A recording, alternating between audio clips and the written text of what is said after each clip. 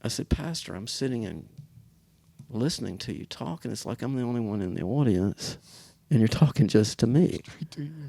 And I said, I feel selfish. It's like you're doing this just for me. Yeah. And I'm going, and Pastor Al says, nah, Jimmy, that's Jesus talking through me. Yeah.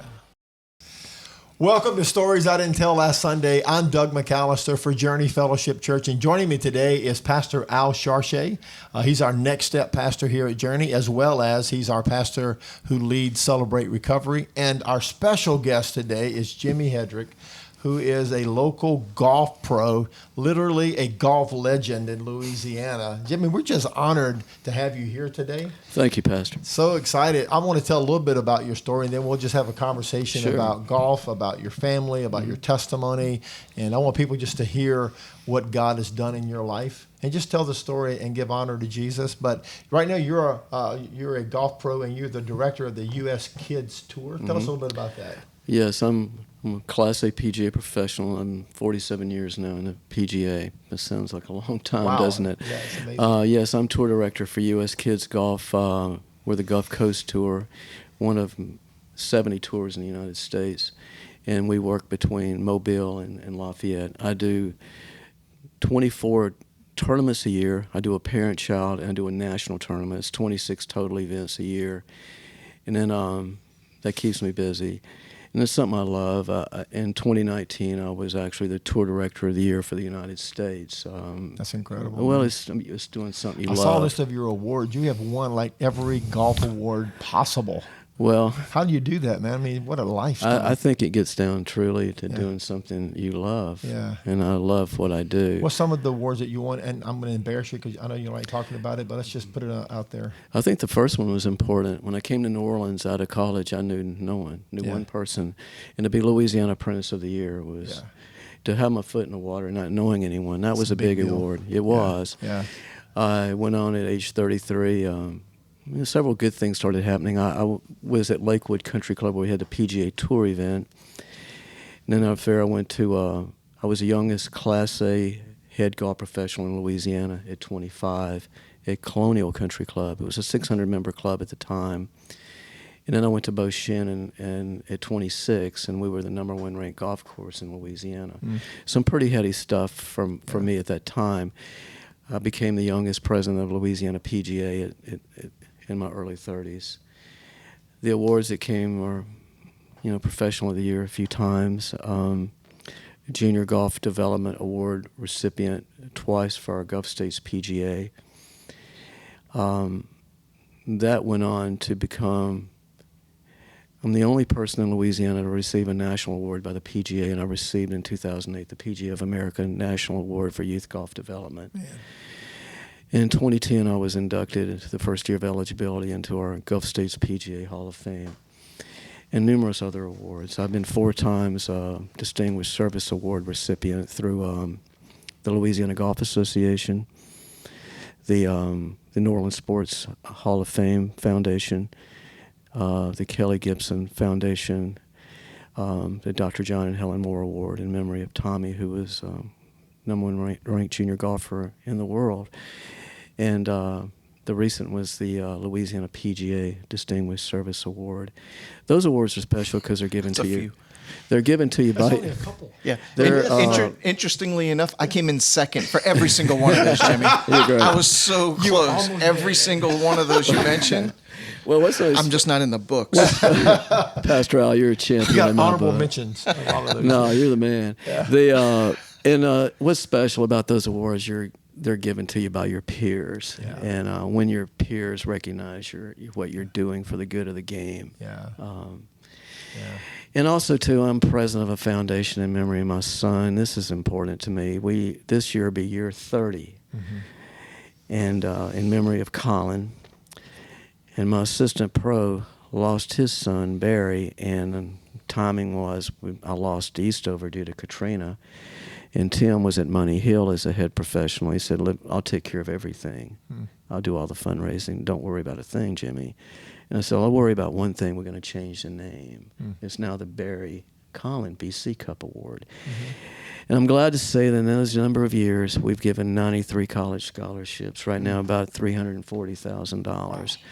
And to see these dollars work and see these generational kids come up to you from 25 years ago and say thank you, that keeps me going. Yeah. So, giving back kind of goes hand in hand with the nature of being a PGA golf professional. Yeah. And being involved in youth is really what I do. Yeah. I have done the country club route. When Katrina came, I'd been the director of golf, at Beauchene. That was 36 holes, Eastover, 36 holes. But when Katrina came, I had to reinvent myself. And you may have heard of this organization. It's called the First Tee. The chief of police who had retired was running it. He moved to Montgomery and said, Jimmy, will you take it over? And it had been destroyed. Mm-hmm. And we took it over to the highest level in the United States. And I left that organization with $200,000 in the bank. Wow. So it's all about networking and getting key people involved and the community involved. Because this is for children who are at risk. Yeah. And so that's... And that's kind of an overview of what I've done. You have a lifetime of achievement, and anybody looking at Jimmy's life from the outside would think you lived a charmed life and everything has worked out good for you, but they don't know what was going on inside of you. And behind the scenes. Yeah, it was a battle. Yeah, a real battle in my life. You mentioned something about your son Colin, and I don't know how much you want to talk about that, but sure. I don't know, Jimmy, if there's a worse thing that can happen or something as bad as losing a child can happen to a person. Well, I got hit pretty hard early on with the passenger in my automobile was killed, and I was a driver. Okay, this was even before you 1971. lost Colin. Yeah. Well, tell us about that then. Well, we were going to a concert, no alcohol, everything's good, we're safe. Yeah. A friend of mine said, look, I got a friend who wants to go with us on the concert. I had never met her. Yeah. He sat in the back seat. She sat in the front. We're going down Highway 51 around Goodman, Mississippi. We're heading to Memphis. And a bus turns left into me, hits her side. I wake up in an ambulance. 2 or 3 days later, I realize that she lost her life. Oh, God.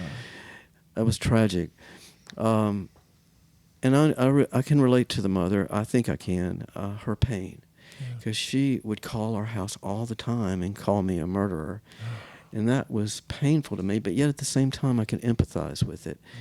And you try to put all that behind you and compartmentalize it. Yeah. Yet you really never do. How old were you when the accident happened? 17. So you were a child yourself. I was too young. Yeah. Would I let my 17-year-old go to Memphis in a car? Yeah. No. Yeah. Probably not. No. Yeah, but it's a different world. But, it was, that was my first, and my dad had abuse issues too, and, we just kind of overlooked that. He was sadly he got caught up in prescription medication and got addicted. And, living through that, the irony, and the story will carry on a little later, I said, I never want to be like that. Yeah. And I became that. Wow. My son passed away in 1987. He died in the arms of our babysitter. I'm in Florida at the PGA Merchandise Show. The pastor from our church calls us, and that was tough. And so I'm dealing with that. And before, and that's your second child, right? Yeah, yes, sir. And right about that same time, my best friend was killed in a plane crash. I mean, my very best friend. My dad died in 1884. My mother died the same year my son died, and they were both young, 51 and 50. So I'm getting all these layers of. That's when things started really going. So we're later on. My third son Jacob was in Children's Hospital. He had a really bad case of pneumonia. He was at East Jefferson.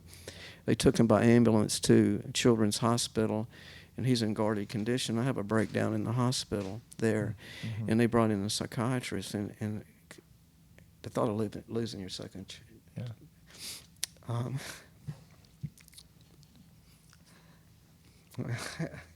it's still there. I know, right?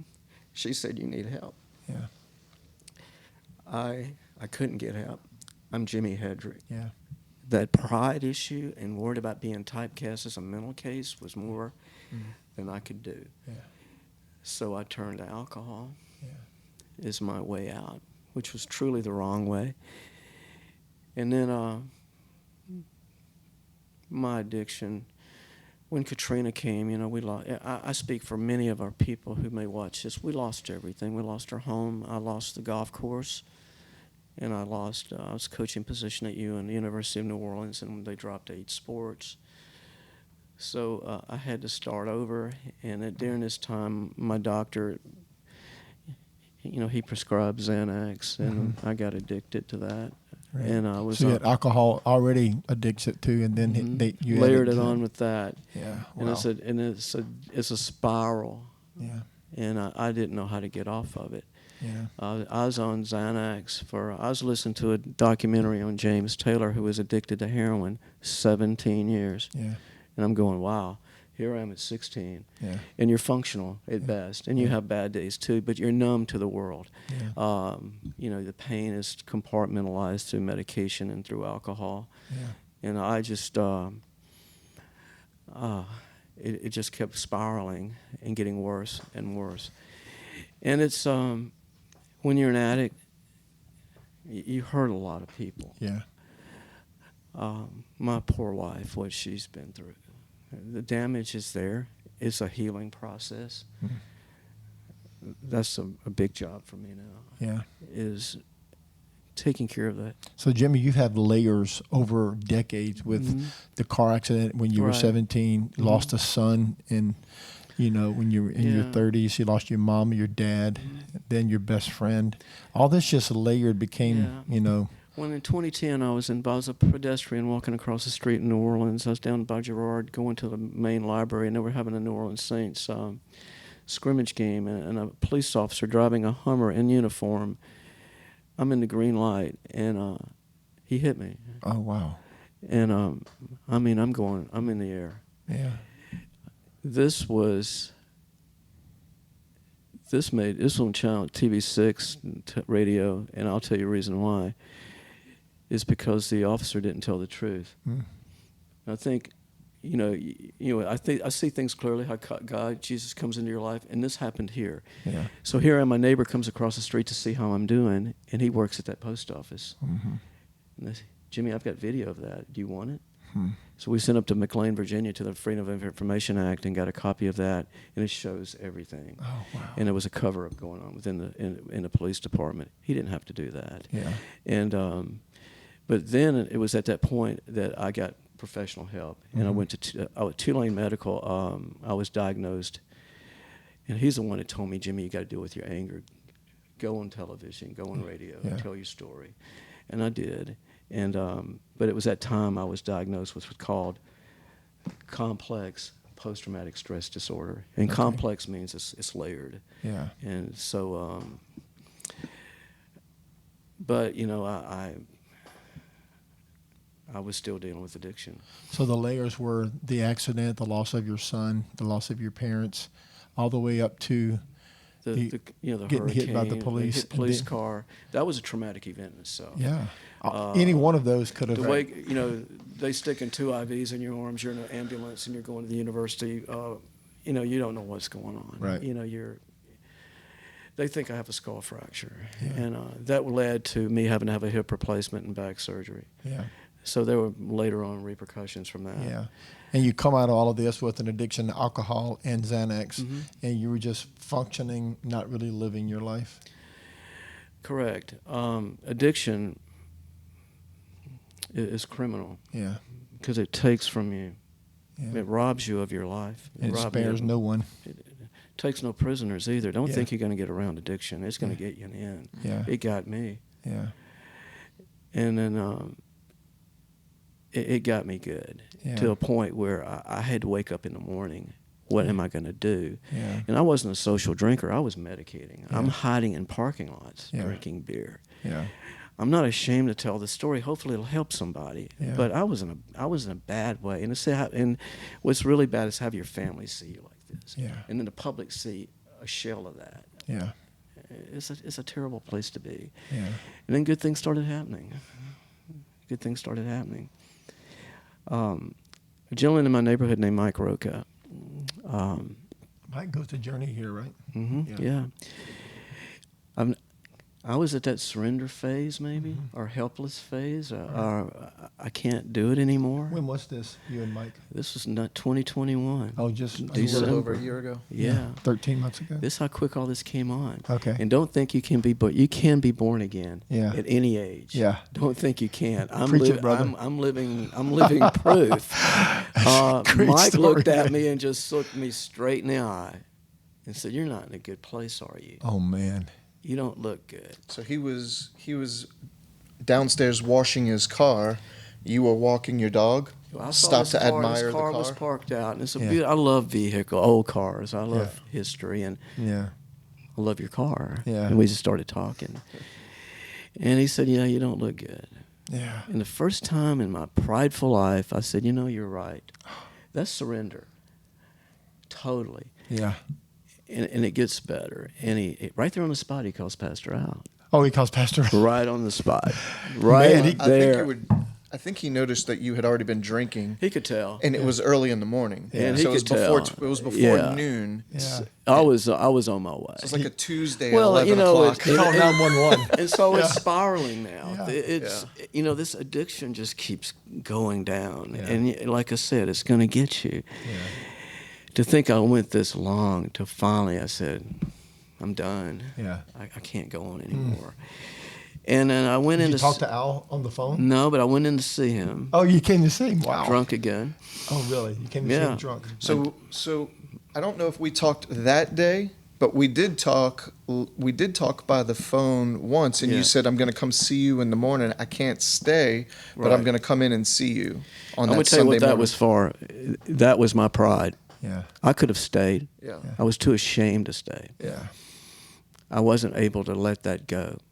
I was just surprised that you actually came because I knew you had been drinking when we spoke on the phone. I could have come, yeah. Yeah. but I was too prideful to stay. Yeah. I didn't want people to see me. I'm living a double life. Yeah. Right. I'm lying to myself. I'm lying to the world. Well, I was impressed just with the fact that you came. You said, "Pastor, I'm going to come because I want to meet you face to face." Yes. And you came that Sunday morning. You asked for me at guest services, and you ran into an old friend when you came in as well that you didn't know. RJ attended. Attaway. Yeah. And RJ and I go way back. His daddy's in the trophy business. Me being a golf professional at a country club, we Right. ordered all our trophies. Yeah. And matter of fact, Ronnie, his daddy, until he moved from Chalmette to Mandeville, until Katrina, supplied all our trophies for free. So that's the kind of guy RJ comes from, Yeah. a great guy. Yeah. And then, so I got a trip to go up to South Carolina to U.S. Kids in National Tournament to Well, serve as a director. let's rewind a bit if you don't Yeah, mind. sure. Because you came in that morning and you asked someone at guest services for me, and I came out and I could tell you weren't right. Right. And you said you had to go to work, you couldn't stay, but you said, "Pastor, I wanted to meet you. I told you that we would meet." And as I said a moment ago, to me, just the simple fact that you were willing to do that. Now you have pride issues, and you probably could have stayed, and you chose not to, but there was still something working. Right. There was still something within you that at least compelled you enough to come in that Sunday morning and meet me face to face. And I think that little bit of spark, that little bit of a flame, is what we were able to work with to get you to where you are right now, where you're on fire for Jesus 13 months later. No doubt about it. We start where we're at, I guess, is my point. So you were you could look to yourself and say, and immediately you want to look at the wrong things. I left, I could have stayed, I didn't, I was prideful, and all those things are true. But I choose to say, hey, there was something good going on within you that day, and we want to start with where you're at. And anybody else who's out there watching right now, that's what we're looking for. We want to start with where you're at. I'm not looking for you to have it all figured out. You may have pride, you may have a whole host of issues going on, but we just want to, just like with Jimmy, we want to meet you where you're at. That's what Jesus did with each and every one of us. You hear this cliche, but denial is real. You don't want to admit you've got a real problem. But when things with Mike came along, I'm thinking, it's like a guardian angel is talking to me. Jesus is talking to me through that day. This is where you need to go. So You started coming that following Monday. and it gets better. I mean, it gets worse, really, a little bit worse. Because then I go to South Carolina, and I decided, well, I'm going to just quit everything. Well, that was the worst thing to do. You you do not quit Xanax cold turkey. I'm sitting in another state by in yourself. another state, and I could not even make it to the golf course. And I didn't know it at the time, but I was in total withdrawal. I could not keep anything down. I get back home. I go to the doctor. For anybody viewing it has had kidney issues. My GFR was 11. Kidney failure That's is kidney 20 failure, or right. below. Yeah. I go to the hospital for every day afterwards to get it back up.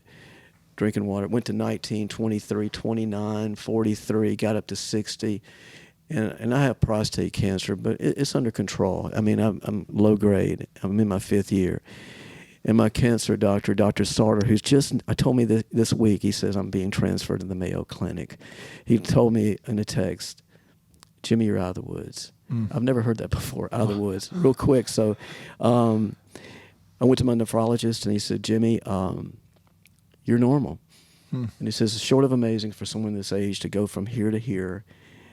I don't see it very often. Wow. And now I'm starting to think, Mike Roca, the kidney improvement, there's something working here. Yeah, I think Jesus is touching your life. Yes. And then it starts with coming to Celebrate Recovery. And Pastor Al. So I come and I sit in the same place every week. I try to make every Monday. There's some key people I'd like to recognize at this time who held my hand along the early days. I would be Jimmy Sharp and SIDGTTLS. Wonderful people. And Alex Moore, Dennis Bush. I don't know if I can say their names, but they carried me along the way. Yeah.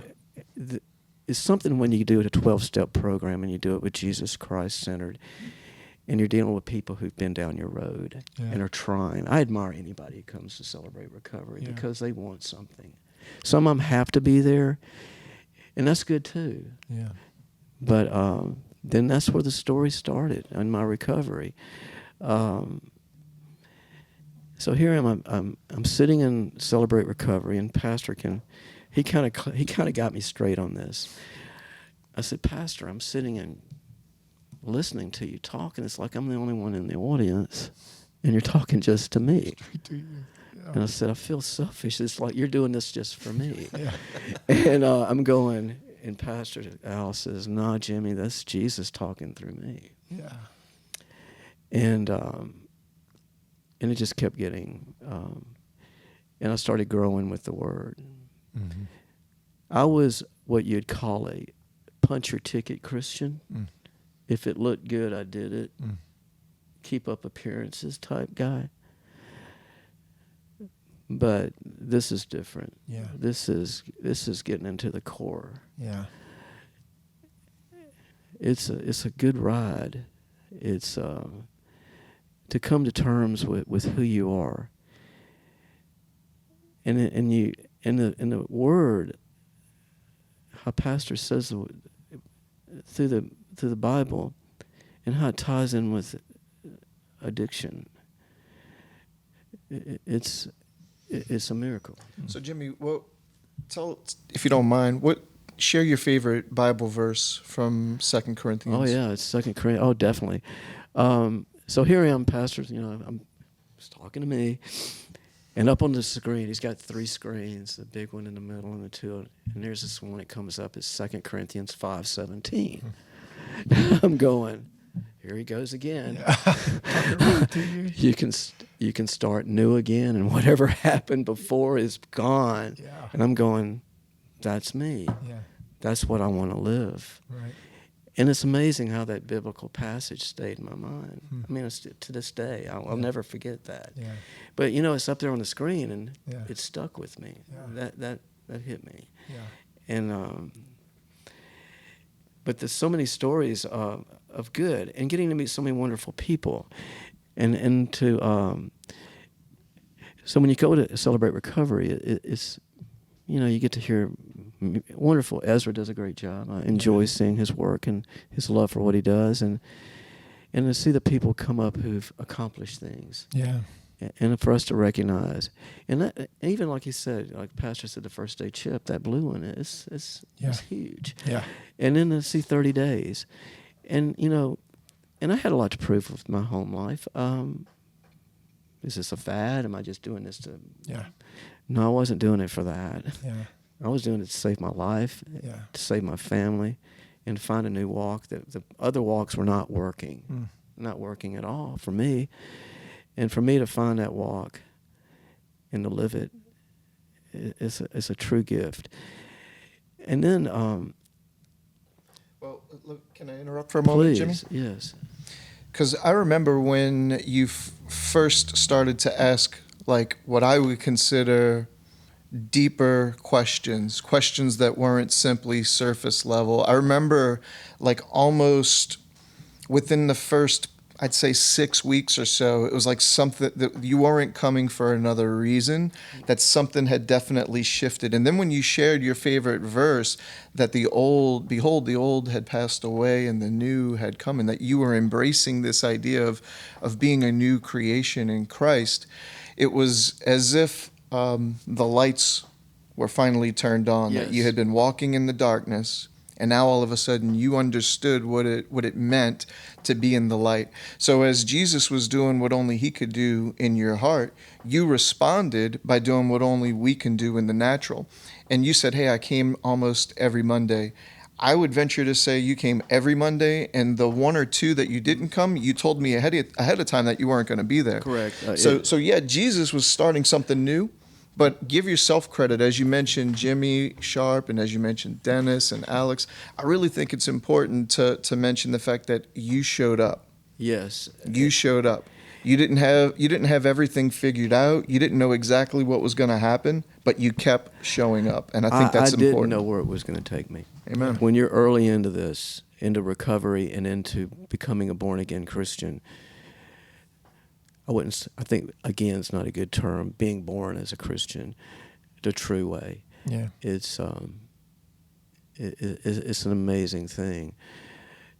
And then I started seeing another side of Jesus I didn't see. And we talked earlier. It was accidental. I get another award, and I'm going, I can do something here. I can go to Kevin, who's a friend of mine. It's the publisher of the Slidell Independent. He's a Christian. I know Kevin, known him for many years. And I said, Kevin, this is what I'd like to do. Yes, I've received an award, but there's something going on special at Journey and something going on special at Celebrate Recovery that maybe I'd like to share. And that lit a light under Kevin. And So he wanted to originally he wanted to interview you about the most recent Gulf Award, right? And you chose, rather than to give the spotlight to some award and accomplishment that you made, you wanted to put the attention upon what Jesus had been doing through CR in your life. I saw the opportunity. Amen. I saw the opportunity that maybe this story needs to be told. I'm no longer prideful. I think I'm not. Sure. That. This message means a lot more than if someone judges me in a wrong way, Pastor. No, this is more important. There's something going on, changing in my life that's big. Yeah. And I want to share it. And then it was, not to get too far ahead, but when I went to South Carolina again, Pastor gave me, Pastor Al, the audio version of the New Testament. So it's wonderful. And also on your phone, you can read it while he's talking. This guy's got a voice from perfect. You listening to the U version? Tell Yes. Pastor, tell him how many books of the Bible you've listened to since you went to South Carolina 2 weeks ago. Well, it's 27 total. I've probably only gotten into about 8 because I listened to John 3 times. Man, Yeah, so he's listened to like 12 chapters of the Bible in the last 2 weeks since he's found out about the... And so I'm listening to John, and I told Pastor Al, I said, maybe I'm a small version of when Paul talked to Timothy. You know, maybe he's training me to be something bigger than myself, to go out into the absolutely is. world. Yeah. And so what happened was So, Pastor, I'm reading about glorifying Jesus Christ. And I'm thinking, wow, when that newspaper story came out, I wasn't even aware of that. But I guess I was doing that. You were. Maybe then, unaware, but you were exactly. Yes, and that's a good thing. Yeah. And then another thing happened. I said, I got to see what's going on downtown New Orleans, the New Orleans mission. Yeah. So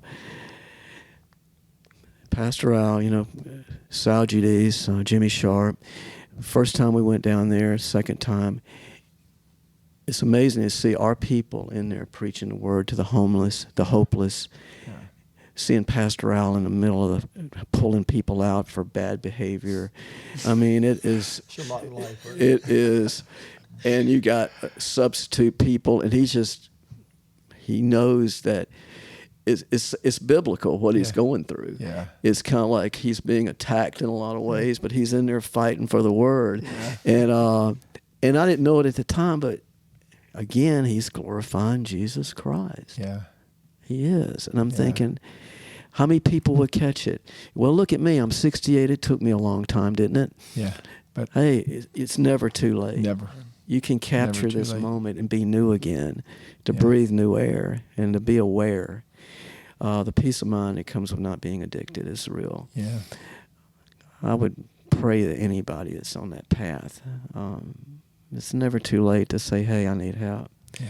Well, because you were willing to share your story in the Slidell Independent, I had at least a dozen people, call me, send me text messages, curious if I knew about what was going on. And obviously you had spoken to me before the story came out and said, hey, Pastor, I want to give your name. I want to highlight the ministry and what God has done here. So I knew the story was going to come out. I had no idea it was going to be as in depth as it was. And I mean, it could have been sent straight from heaven as far as I was concerned. The way in which it detailed some of your past trauma and some of your past experiences and how you gave glory to Jesus for helping you overcome those things, and then the practical way in which it occurred through Celebrate Recovery here. But I had at least a dozen people reach out to me, texting me, calling me, hey, did you see this? Do you know this? So your story, that's just people who I personally knew who wanted to make sure I was aware of it. I can't imagine how many people were impacted by that story who knew you, who didn't know that aspect of your life. At first, I came in basically asked for permission. Can I do this? Right. I want to do this. And you said, hey, please do it. Mm-hmm. Go for it. And the people who have contacted me that didn't know that side of me, but were proud of me. Yeah. And I was not really worried. I wasn't worried at the time. Maybe 2 years ago, yes, I'd been concerned that, Jimi Hedrick's an addict, he's an alcoholic, whatever. But when you're having this walk, it's not about me anymore. Yeah. It's what can I do to help somebody else. Yeah. And it's about glorifying this wonderful Jesus Christ and helping people through addiction. Yeah.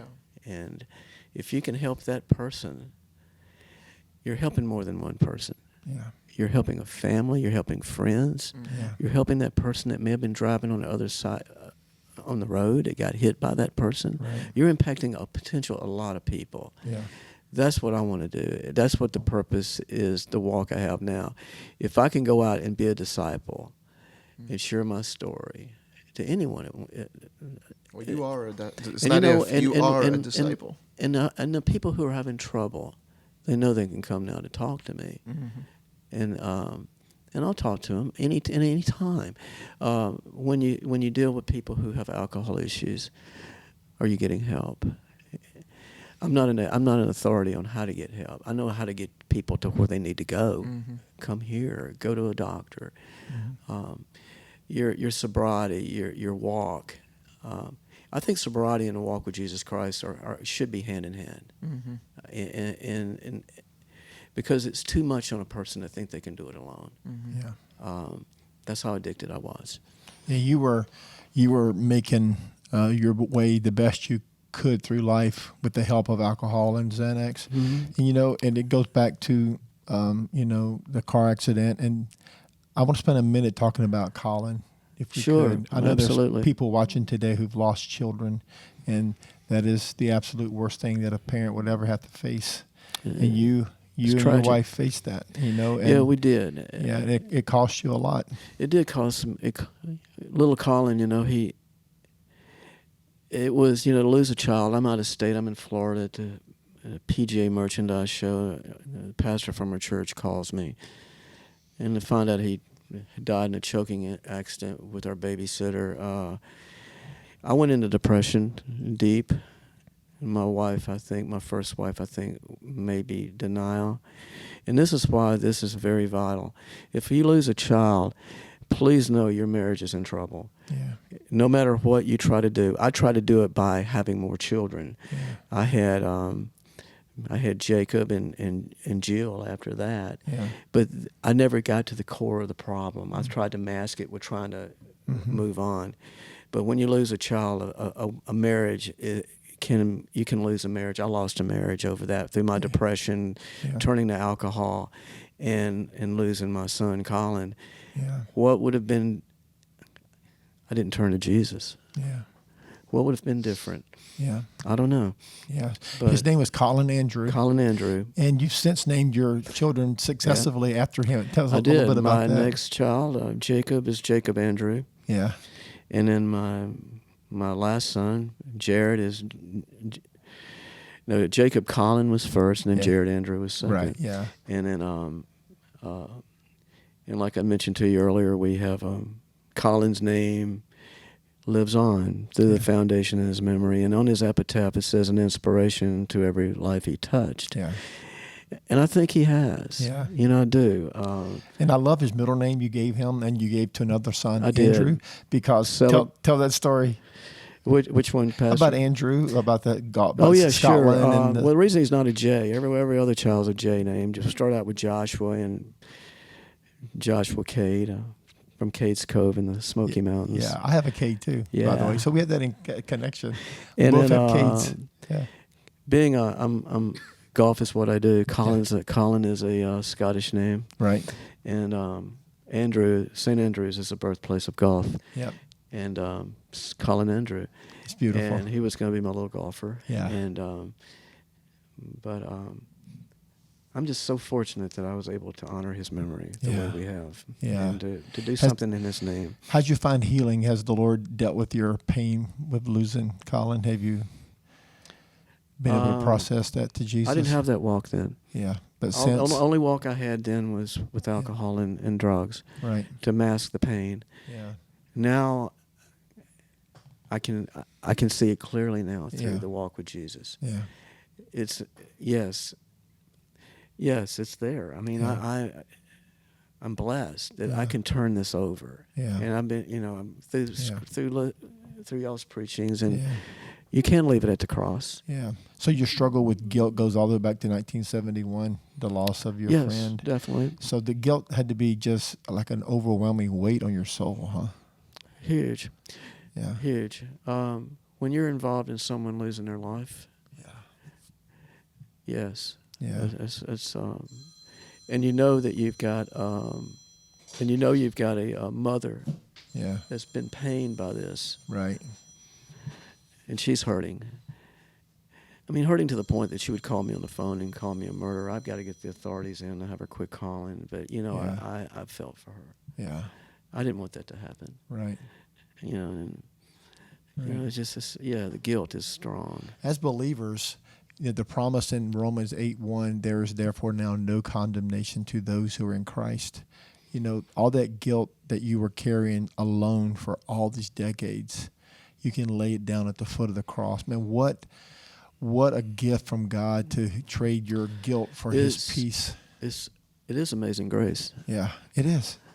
I mean, it is. Yeah. That I can now have where to place it. I didn't before. Yeah, right. I placed it through chemicals and alcohol. Yeah. That was my way of putting it Yeah, away.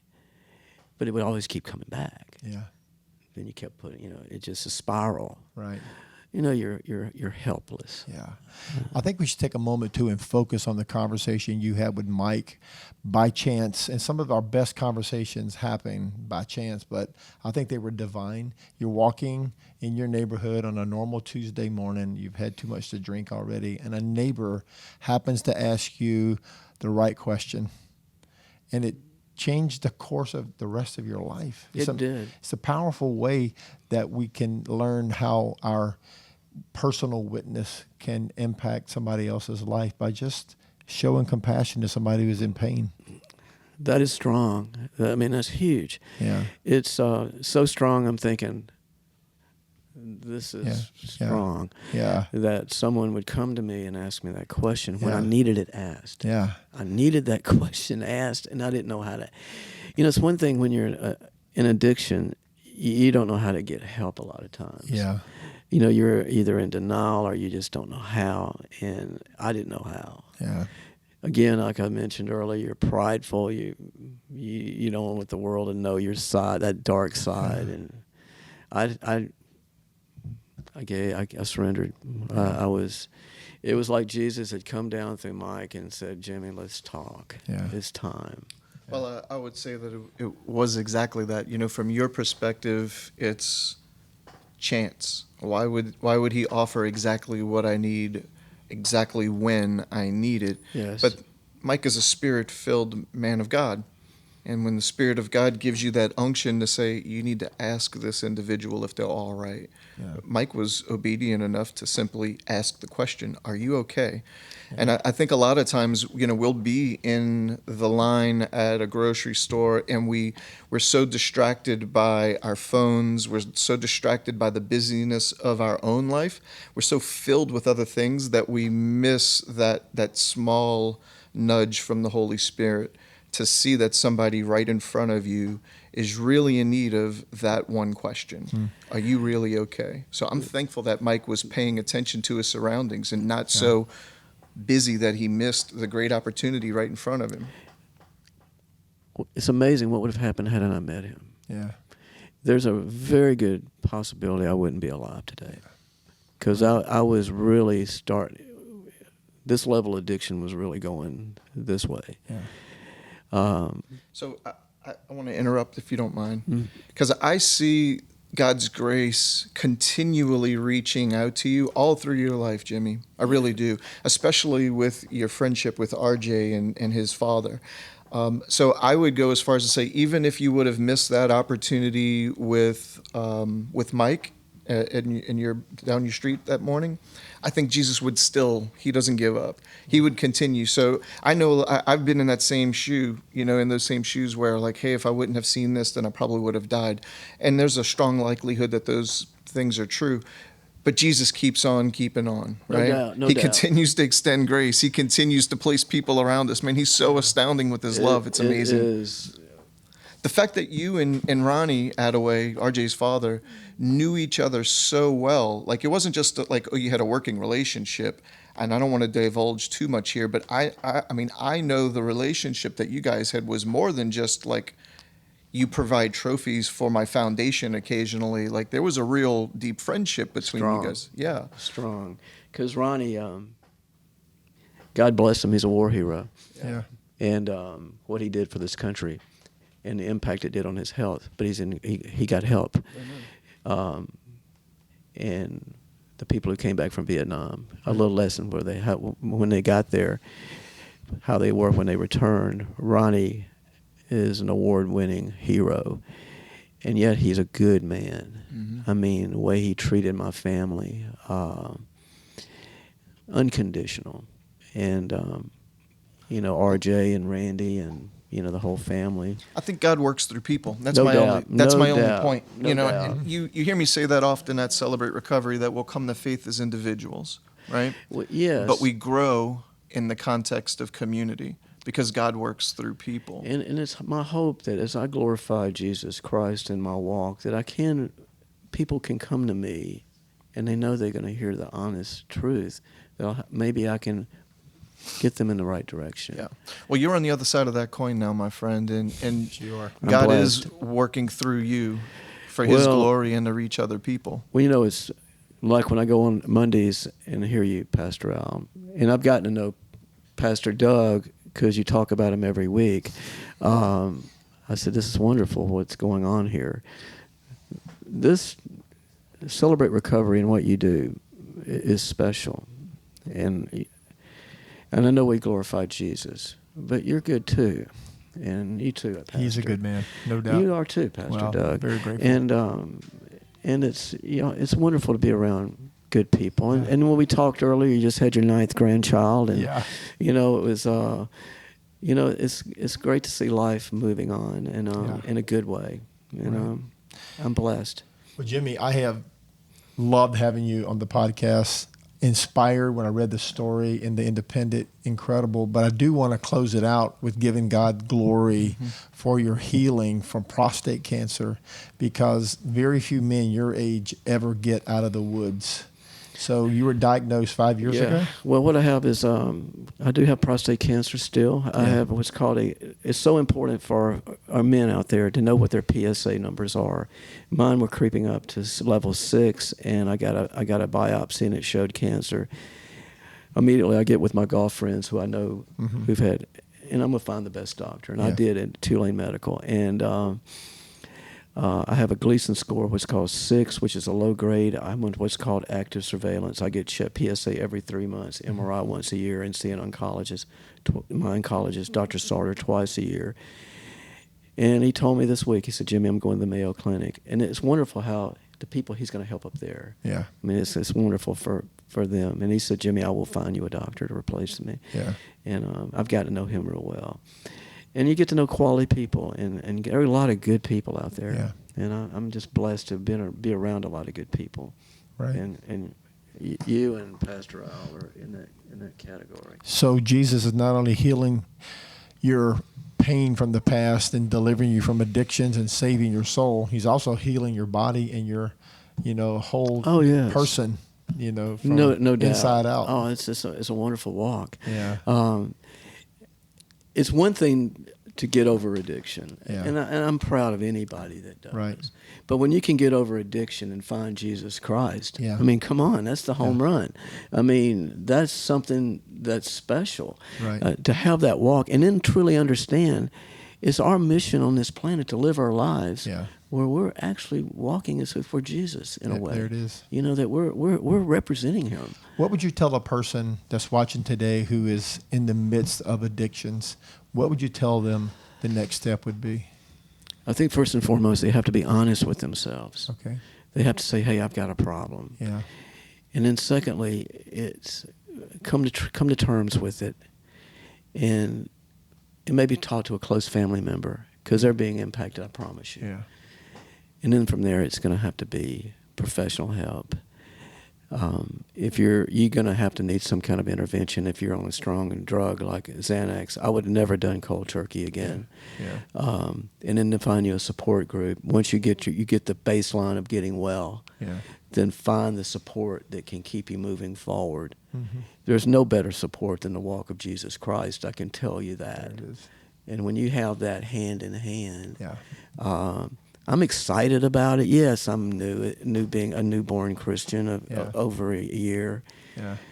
But I'm looking for new ways to be better. There it is, man. I'm looking to find, where can this take me? Yeah. God has big plans for your life. Where Jimmy. can I go that can touch a family that might change their life? And I've got work to do at home. I know I've hurt my wife, and she's a wonderful woman to have stepped by me, and her name's Carol. And for me to keep her out of the equation would be not right. But when you are an addict, look at what you're doing to people you love. Yeah. And you're hurting family members, and you're hurting yourself, and you're not seeing your full potential as a person. And like I said, it's criminal because it's robbing you of so much life. Yeah. And to find your life again and find this new walk is a blessing. Man, you have inspired me today, and you've given lots of glory to the Lord Jesus, and He has done the work. Al, you want to wrap it up? Anything you want to say before we close out today? No, I'm just super proud of you, buddy. Thank you, Pastor Al.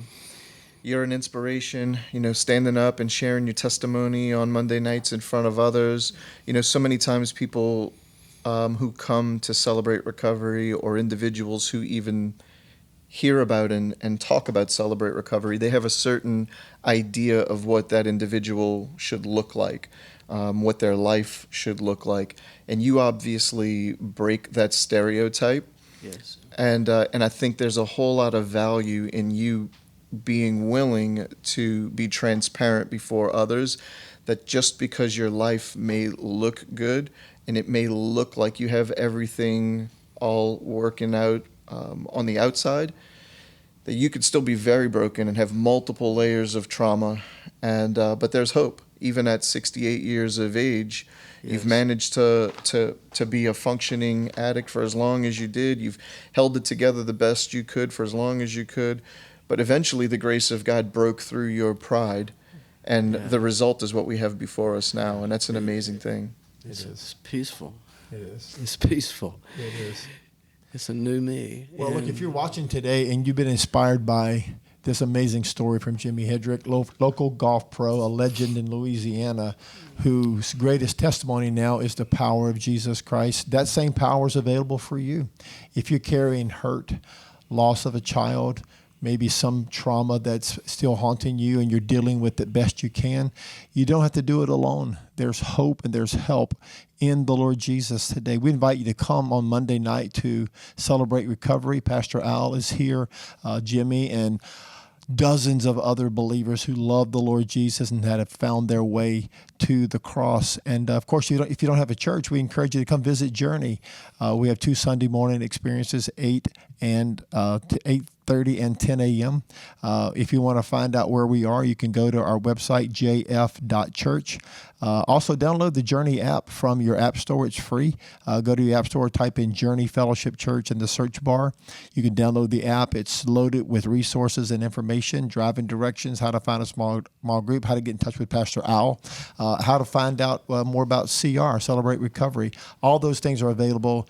We would love to welcome you into the fellowship here. So I am excited about your testimony, Jimmy, Pastor Al, the work that's happening at CR and here at Journey. So on behalf of Journey Fellowship Church, I'm Doug McAllister, and you've been watching Stories I Didn't Tell Last Sunday.